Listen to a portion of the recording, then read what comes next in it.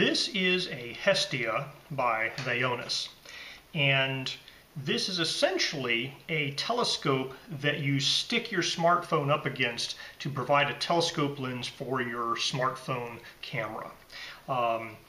This package comes with a standard tripod and the telescope itself and a solar filter.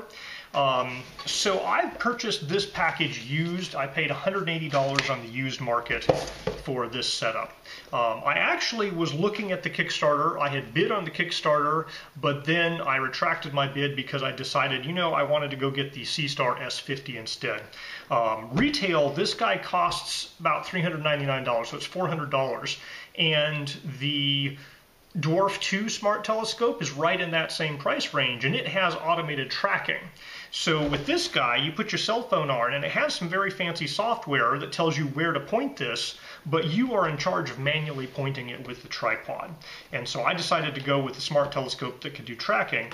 But now that I found it on the used market at $180, I really want to try it out and see what it can do. So let's open this package up and see what I got. All right. So it comes in a nice foam packaging here. The seller said it was used once, possibly for the solar eclipse. And basically what it has on it here is a magnetic mounting system for your cell phone. And then right here is the lens that you put your cell phone camera up against. And it's moderately heavy here, it's 2 pounds or so. It has a 3/8 inch tripod socket right there. Has a model and serial number and so forth.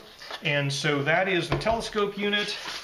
I don't know if it's going to come with the sunshade, so it may be that I didn't get the sunshade with it. It may be that the original owner didn't have the sunshade. I think that might be an optional package. I believe you can screw in here a 1.25 inch filter, and so I have some neutral density filters from the Dwarf that I could use there as well. Do not directly observe the sun with the naked eye, obviously. That seems like a good idea. So this is a purely passive device. There's no electronics, it's all prisms and optics, but it's probably a pretty good telescope. Now it has a basically 1 inch aperture, maybe 1.25 inch aperture here. So let's take a look at the tripod. This is the standard tripod, the Hestia standard tripod. I don't know if they have an advanced tripod, but I got the standard one.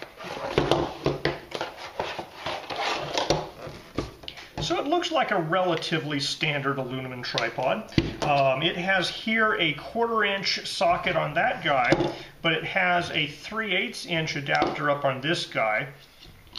And it looks like pretty nice little snap-on, clip-on mount here.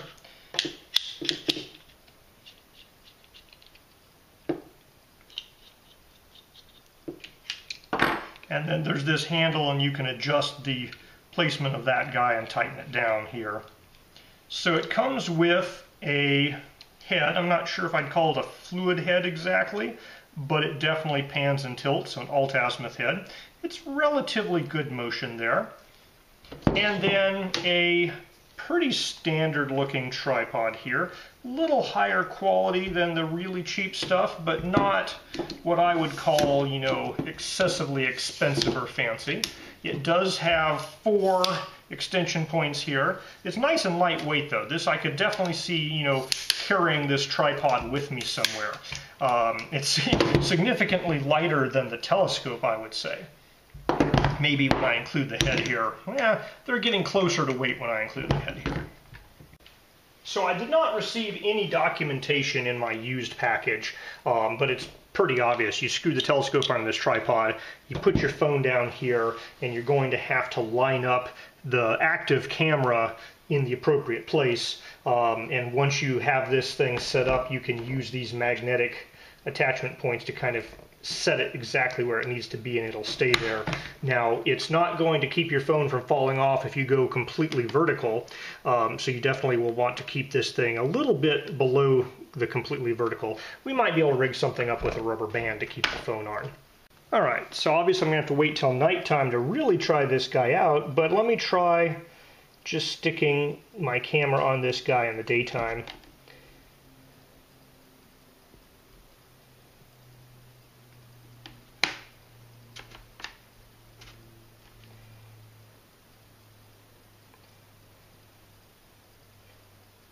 So that was easier to set up than a lot of cell phone to eyepiece adapters I'd used. And I am getting some zoom lens effect out here. There's out through several windows I can actually start seeing trees and so forth if I point it exactly right. So yeah, we're definitely able to use this. There appears to be a bit of maybe focusing going on up here. I'm going to download the app. I'm assuming the app will have a lot of self-help tutorials tell you how to use it. Alright, I've dropped my phone off of it once. I was extending the tripod legs down and this guy wasn't tightened up enough, and essentially the head went that way and there's no upper grabbing for the phone and it slid off. Luckily, I think my rubber case probably protected my phone, but that is danger to watch out for. I think I am definitely recommending a rubber band around the whole unit on your phone. I'm going to call this tripod cute. It's not super tall, but then again, it's not trying to put a camera up at eye level. It's trying to get your phone where you can see it well. You know, if your phone's right here, that's just about right to be kind of observing the sky, moving things around. You know, you go up like this, go down like that. You know, I'd say that's a good height to position this device. Now that we have it mounted on the tripod, we'll put my phone back where it was before. It did a good job there keeping the alignment. I just set the phone right back where I had it before, and you know, this circle is right in the center there. So these magnetic alignment brackets are pretty nice there. I am going to go get a rubber band to throw around the phone here. Now I noticed there's two threaded holes. They look like 1/4 by 20 here, so I could definitely imagine making an easy 3D printed bracket that would screw in there and, you know, go on top of your phone, or adding some accessories, maybe a finder scope. Although theoretically you won't need a finder scope because the app will plate solve and tell you which direction to turn to get to whatever you're trying to look at. Alright, I feel a little safer with the rubber band there. I don't know how that's going to interact with the app when the app is on screen, but at least now if I move the thing to a vertical orientation, it's less likely to pop out. Although it looks like I might have trouble getting to be super vertical, at least this way, because I have the knob in the back here. I'd have to go out there and then it can still fall out the bottom. So if you want to go to true vertical, you'll want to mount this opposite of the way I did, with this knob, the locking knob, on the front instead of the back.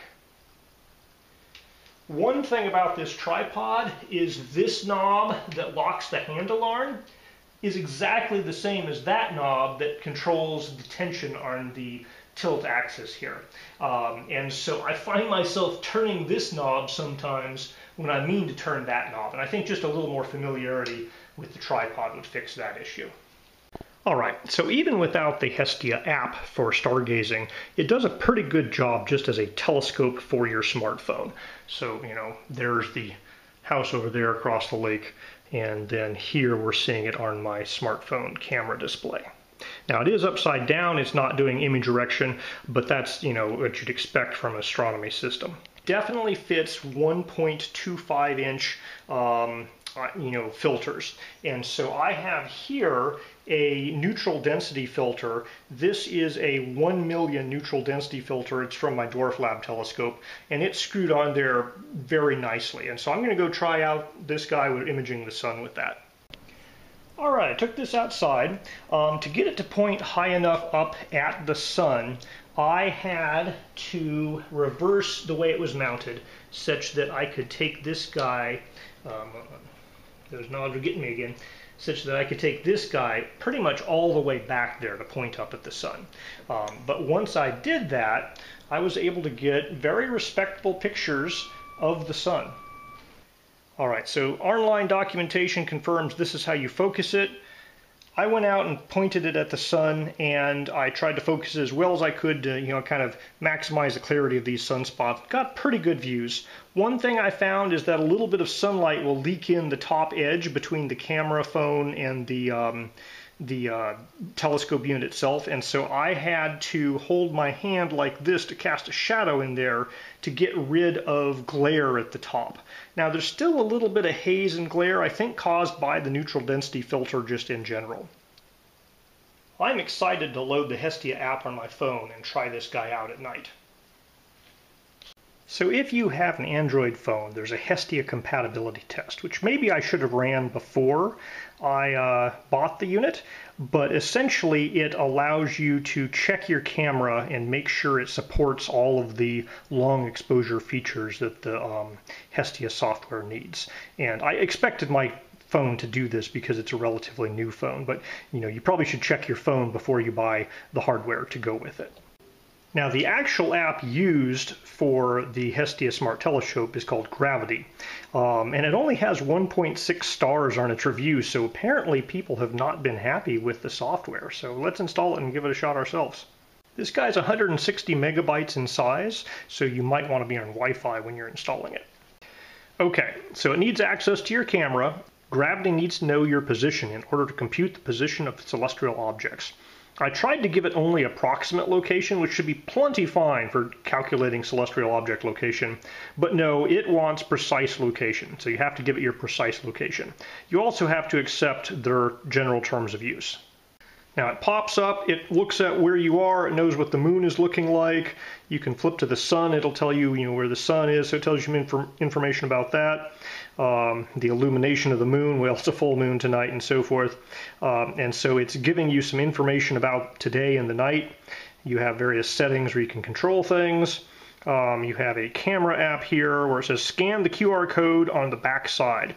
And the annoying thing here is that QR code is underneath the quick release plate, so I have to take it off the tripod. So not only do I have to take it off the tripod, I have to take the quick release plate off of it. And I don't know what happens if your QR code is smudged and you can't read it. If this camera can't read a QR code, will this software work at all? All right, and now it's telling you how to install it on the tripod. Make sure to tighten the vertical axis tightly to keep your phone from falling. All right, so it says something about this is the QR code of your Hestia. It's the QR code associated with your product. You can use it to register up to 5 devices. Keep it secure as it is your personal access key. So apparently I am authorized to use this software on up to 5 devices and absolutely no more. I don't know what happens if you get rid of a phone. How do you unregister a device? So it's talking about how to set the phone up onto it. I've already done this. Aim at a distance object, focus it. So it's talking about how to focus it. I've already focused it. Okay. And then we install it and off we go.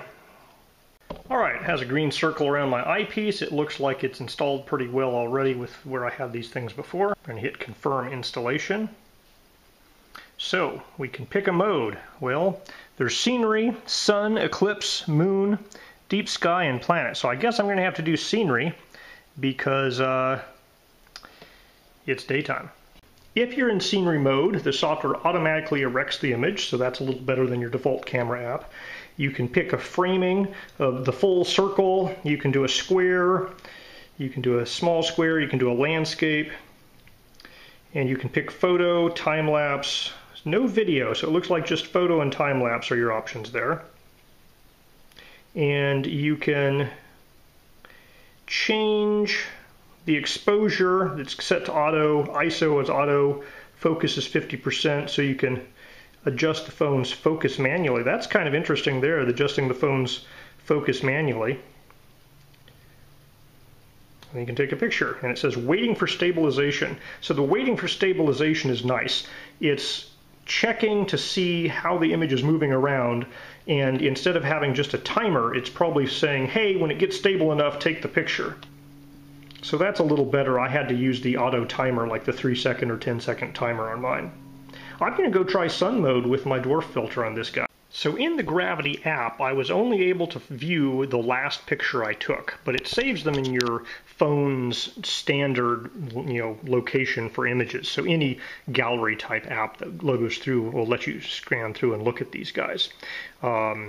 So I'm not sure that I got any better quality using the Gravity app versus my camera's built-in, my phone's built-in camera. I got this little watermark down here, and you can turn that watermark off in the settings if you don't like the watermark down there. So I have to say, I've relatively impressed with the Gravity app, at least during daytime use. So, it gives you interesting information about, where the sun is and so forth. You can click observe the sun immediately, goes right to the sun observation mode. They even have a specialized eclipse mode, which I'm assuming is going to adjust the exposure as more and more of the sun gets covered. So I'm going to have to try it out at night and see how it works at night.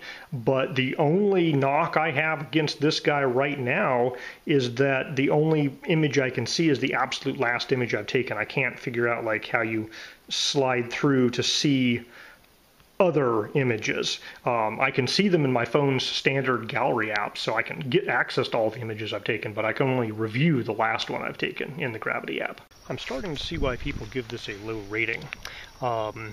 I can't seem to get it to guide me to where I'm supposed to be. It looks like you need to guide yourself there. It does stack images. I've had it stack up to 30 before, although now with these stars here it's doing 4 of 30 and it's kind of stuck there. So far it has not lived up to the hype. Now the Gravity app gave me very fine control over the ISO, the exposure, the shutter time, and even the focus of the camera. They have auto modes, but you could go to manual mode and adjust all those and get a pretty good control over that. And I don't get that with my default stock Pixel phone camera app. However, my Pixel phone camera app does a pretty good job taking a picture of the moon. So you may not need that fine-grained control. Alright, I took this guy out last night, tried to image some things with it.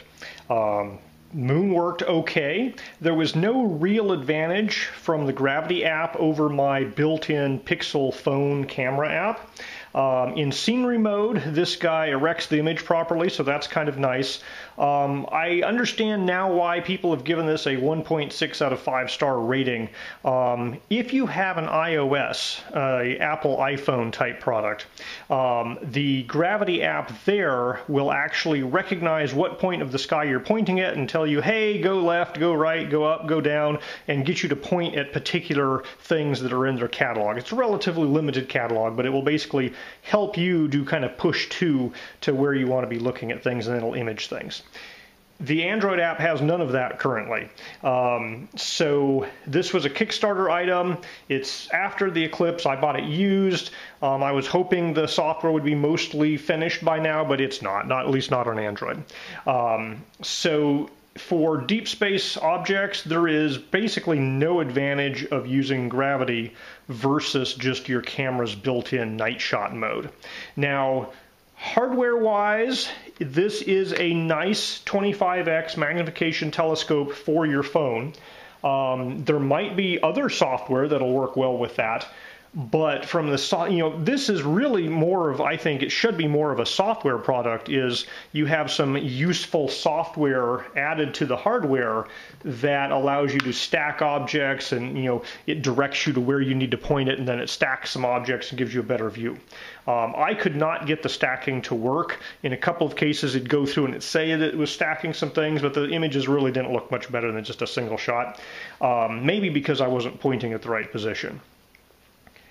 So at $180 on the used market, I am still regretting buying this a little bit.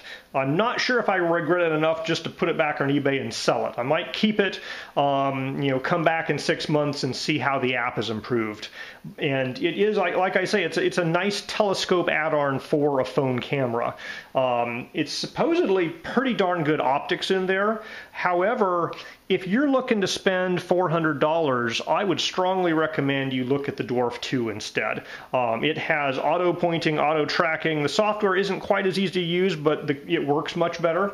If you're willing to spend a little bit more and you're specifically focused on deep sky imaging or astrophotography, the C-Star S50 I think is about $500, and it has a much bigger aperture, better, a small viewport, and it does a really good job with astrophotography. If you're looking for daytime scenery mode or scenery mode plus a little bit of astrophotography, the Dwarf 2 is very much in this same price point, and I think it gives you a lot better value for your money if you're looking for kind of a robot telescope.